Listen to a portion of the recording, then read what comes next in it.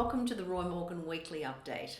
Support for the Coalition is up 1.5% on a two-party preferred basis to 50.5, now narrowly ahead of the ALP on 49.5%, according to the latest Roy Morgan poll. This is the first time the Coalition has been ahead since the first week of January. And if an election were held now, the result would be too close to call, with the support of minor parties and independents required for either major party to form government. So why is this so? What's happening? Well, a lot goes on under the surface of a two-party preferred support. So let's look at primary vote. Support for the major parties moved in favour of the Coalition, but was really little changed. The Coalition, LNP, was up 0.5% to 38%, while support for Labor dropped 0.5% to 29.5%. The rise in support for the Coalition on a two-party preferred basis was driven by a surge in support for One Nation. They were up 2.5% to 6%, the highest support for the party since last November. There were also several issues last week that hurt the government and favoured the Conservative side of politics, including the crime wave in Alice Springs and the introduction of a youth curfew during the school holidays. There was also the arrival of another asylum seeker boat in Western Australia, following on from the previous boat which arrived only 2 weeks earlier. The issue of asylum seekers is closely tied to the release from indefinite detention of several asylum seekers, some of whom have gone on to commit crimes and then be re-incarcerated.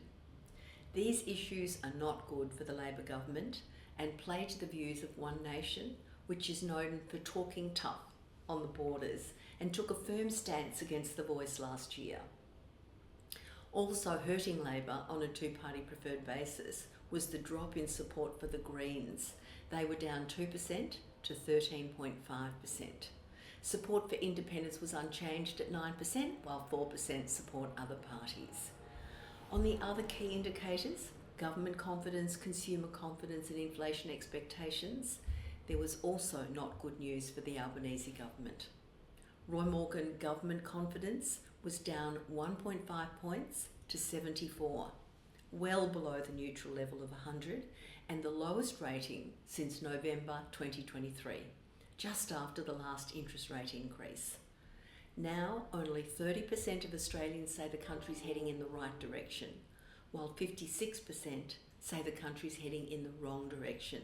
That's almost twice as many saying we're going in the wrong direction. In terms of consumers, the ANZ Roy Morgan consumer confidence was down 0.9 points to 81.9 this week. Consumer confidence has spent a record 62 weeks below the level of 85. Looking back over the last few months, consumer confidence has now moved in a narrow band of 80 to 85 over the last 18 weeks. However, as we have to keep reminding ourselves, although the Reserve Bank hasn't increased interest rates since November, the momentum in mortgage stress and cost of living pressures continues unabated, and that's keeping a lid on consumer confidence. Inflation expectations increased again for a third straight week, up 0.1% to 5.3%. So Australians now expect annual inflation to be 5.3% over the next 2 years.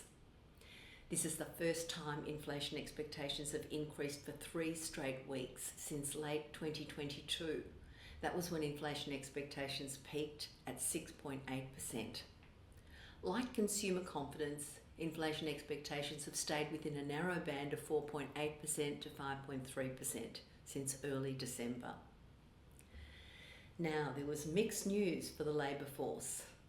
The good news, Roy Morgan real unemployment decreased, down 0.5% to 8.7% in March, and a record number of Australians were employed, well over 14.2 million, a record. Unfortunately, this record level of employment was driven by a substantial increase in part-time jobs. Full-time jobs actually decreased. Unsurprisingly, underemployment, that's part-time workers wanting more hours, jumped by 0.5% to 10.1%, largely cancelling out the fall in unemployment. These overall figures then show total unemployment and underemployment, what we might call workforce underutilisation, was 18.8% of the workforce in March. 2.93 million people, almost 3 million people, virtually unchanged on February. The renewed rise in inflation expectations that we talked about earlier is unsurprising given the recent high price of petrol. Average retail petrol prices in Australia have now spent a record 39 weeks, more than 8 months, above $1.80 per litre. More recently, since late January, the average retail petrol prices have averaged $1.97 per litre. And speaking of petrol, finally today, a closer look at the trends that are set to drive the automotive market over the next few years. As many of you would know, Roy Morgan's interviewing includes questions on whether people are in the market for a new car and what they're planning to buy. The trends are fascinating.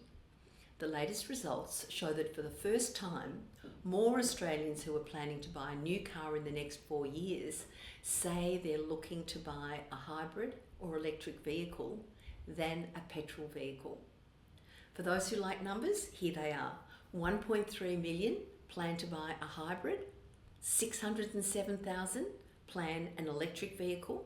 So that's a total of almost 1.9 million who say they'll look to buy either a hybrid or electric vehicle in the next 4 years.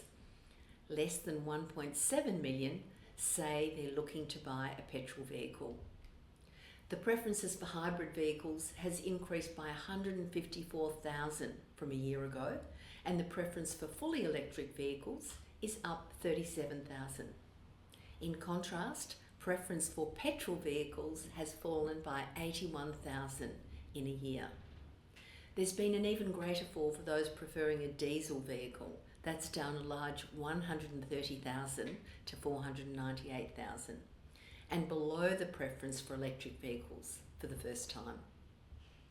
Interestingly, preference for hydrogen vehicles has failed to ignite and actually fell back last year to only 17,000. Overall, 4.3 million Australians say they're planning to buy a new vehicle in the next 4 years. So that's good news for the Australian automotive industry, which just experienced a record year in sales, with over 1.2 million vehicles sold for the first time. Now, 4 years is a long time, but if all of this plays out, we're set to see the price of petrol play a much less important role in driving people's inflation expectations in the years ahead. And that's a wrap. Thanks for your interest this week in Roy Morgan's latest results, and I'll be back next week to bring you the most up-to-date readings on consumer confidence, inflation expectations, voting intentions, and business confidence.